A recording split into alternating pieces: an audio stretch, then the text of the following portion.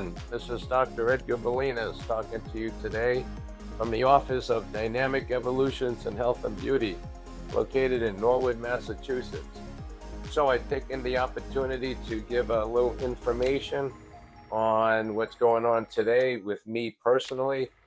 One of the services that the office provides is hormone replacement therapy, both in male and female genders, since both genders are affected by deficiencies in hormones, particularly as we get older in life. And personally, I've had testosterone deficiency for at least, well, 15 years, if not longer, dating myself. And the benefits of replacing testosterone is plentiful. One of the things that we experience with hormone deficiency, especially testosterone, is typically fatigue, tiredness. When we work out, we hate to work out. We kind of struggle getting through physical therapy or things at the gym. So those are sort of the markers that occur when one is experiencing testosterone deficiency. And typically one sees that in the age group of 40s, 50s. It can occur earlier in a person's life.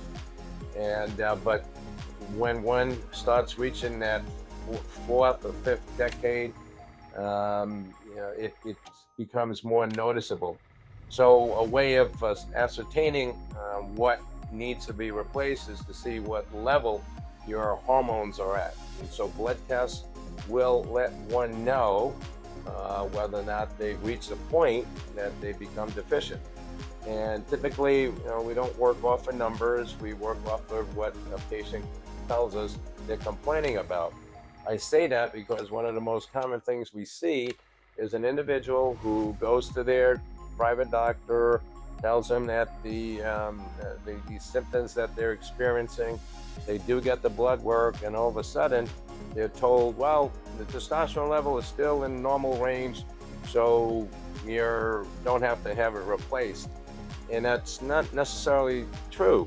I mean, if you're experiencing deficiency, and although it falls within this wide range of being normal, supposedly, what do I mean by that? Well, the range in the blood test can go anywhere from a level of as low as 250 to a normal high level of, let's say, 1,000. And so if you're experiencing these symptoms that I had just mentioned, and yet you fall, let's say, 300 range, although that can be looked at as being normal, not with the symptoms that you're complaining about.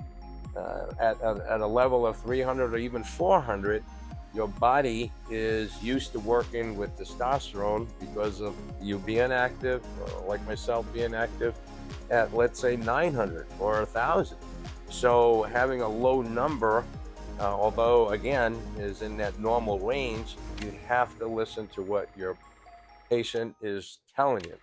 So let's say that the replacement will occur, and once the testosterone is given, and then you repeat the levels, and you see it climb up to, like, say, 800, 900, or 1,000.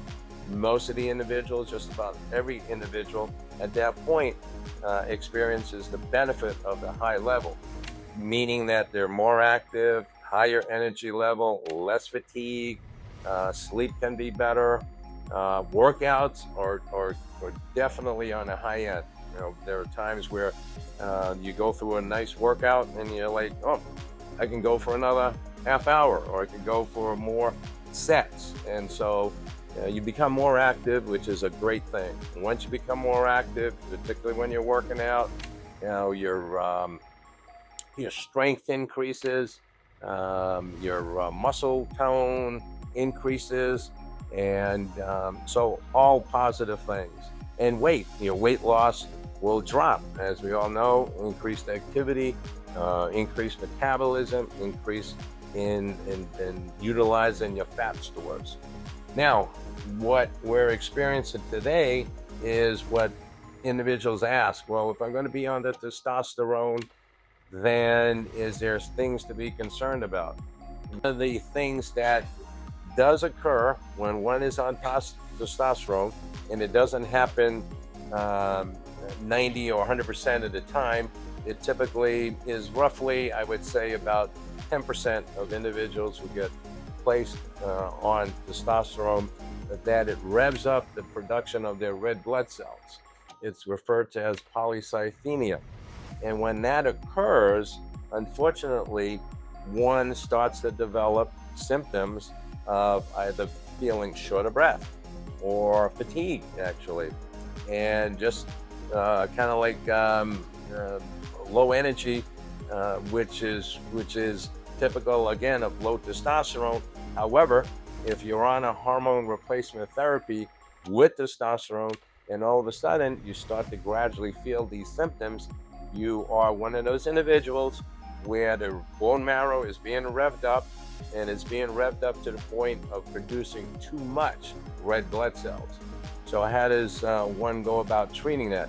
Well, the first thing to do is to document that. So a blood test is done, and you look at the red blood cells, you look at the numbers, and you compare it to the numbers that were pre-testosterone, and then you'll see all of a sudden that the numbers have climbed, and it went up to a high number, so much so that there are one or two choices that can occur at that point. You donate blood. In other words, right now there's a catheter in my vein.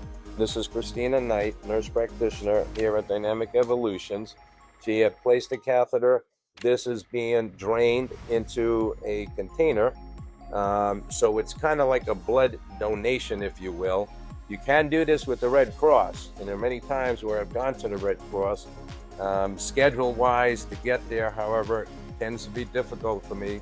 And when my red blood cell count goes high and I start experiencing those symptoms, I want to get rid of them sooner than later. So I have the fortunate occurrence of coming to the office and having Christina take care of this for me.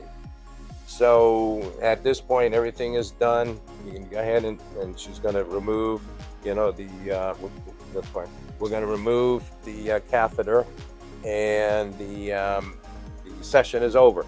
This is called phlebotomy, and this allows that red blood cell count to now go down to a more normal count, and relieving me of the symptoms that I had mentioned.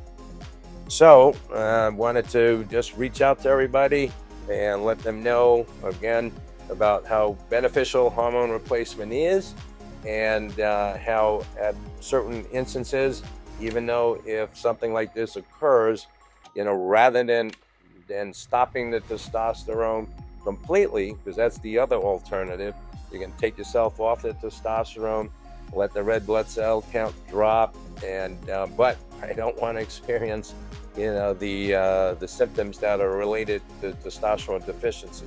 So in lieu of that, in lieu of stopping testosterone therapy, I get phlebotomized, and typically that occurs 2 or 3 times during the year, and I can keep myself on my testosterone. So one of my FYIs for those people out there who are considering hormone replacement therapy, and what to do about things that do occur. We're always on top of it here at Dynamic Evolutions. We just don't throw you on testosterone and say, see you next year. We follow these things, which is extremely important. So have a good rest of your day. We'll talk again in the future.